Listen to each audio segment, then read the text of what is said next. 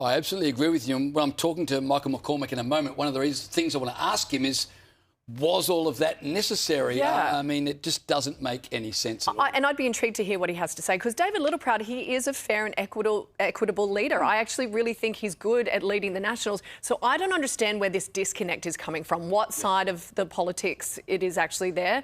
And at the end of the day, we all know that the only way to win is probably in the middle somewhere. And I don't know if the Nationals are going to sit pretty on the fact that Liberal Party needs to move to the middle. All right, we'll come back to that with Michael McCormack and James Ashby shortly. I've got 20-year-old sons. Both of them are studying. One of them will be back at uni in a couple of weeks. But most uni students won't be worrying about assignments because, according to a new report, most of them are using ChatGPT, not my boys, you understand, but the others, to knock out their assignments in moments rather than weeks. And it doesn't seem like prestigious universities are doing much to stop them either. One Macquarie University told the newspaper today that, quote, "In my whole degree, I never had an in-person exam. That's why ChatGPT has gone rampant. It's just so easy to cheat. There are hundreds of AI sites for us to use and dozens of ways to mix them up to make sure we don't get busted. In our first year at uni, we're all too scared to use AI, but in the past 18 months, it's gone crazy.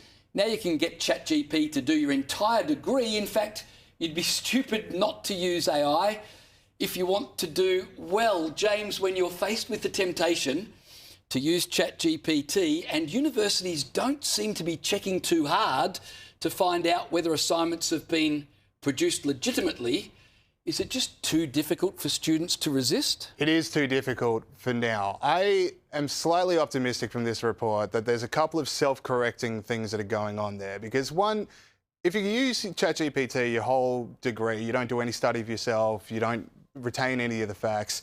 Can you imagine just the fear of walking into a workplace where everyone else assumes that you're qualified for a degree and you are living a lie? Like that stress daily would just weigh at you. And I think that would, I mean, people will be blowing up their careers quite publicly, you know, lawyers unable to make an argument, doctors unable to treat if they're using AI, that the horror stories would circle down to future generations. And the second reason I'm optimistic is because universities might not be checking, employers will. And employers are going to start going, look, if we get these young graduates out of uni that have only ever typed a question into ChatGPT, we're going to stop hiring people with a uni degree. We're going to start looking at apprenticeships or internal training.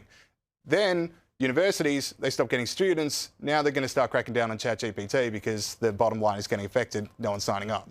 Michelle, you've got uni students using ChatGPT to do their assignments. I'd be shocked if uni lecturers weren't using ChatGPT or the like to mark assignments. Yep. Then you go for a job interview, and now employers are using AI to conduct at least initial interviews. Are we going to get to a point where I don't share James' optimism, where no one knows anything? Well, I feel like there's a whole generation that are just going to have no neural pathways. I don't even understand where they're going to end up. And it's interesting, I have a 13-year-old son too, and a lot of his friends use ChatGPT in the school as well. And we're very lucky. We kind of tell him, don't use it. You need to start learning and thinking for yourselves.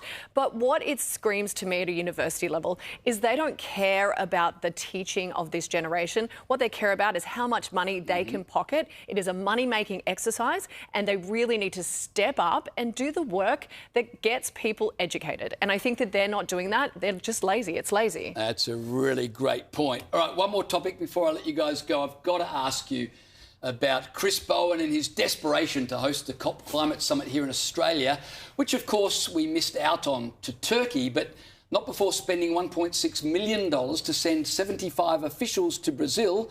That's around a cost of $50,000 a head.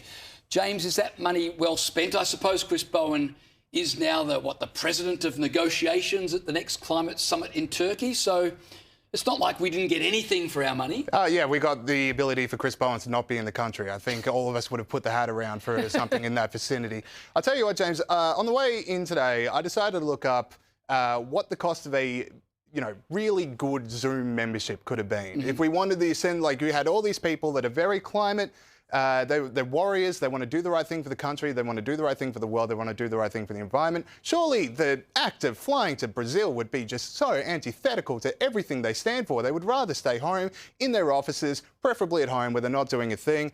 And I looked it up. It was $27 a month. So you just think, wow, for just $27 a month, we could have had all these people stay home and contribute to that conference instead of all the money that we've spent. And we know how much better would that have been? We know how much public servants love to stay at home too. So, everyone would have won. And Chris Bowen would have gone to Turkey. I mean, everyone could have won.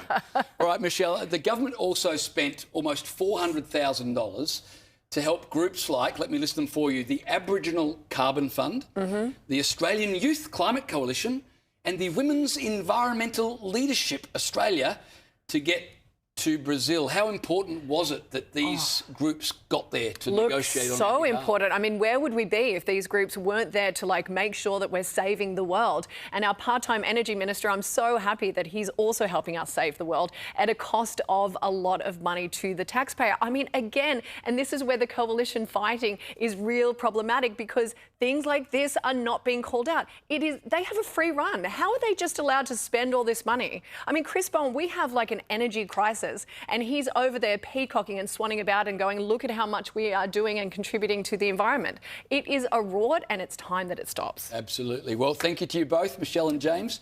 Appreciate your time.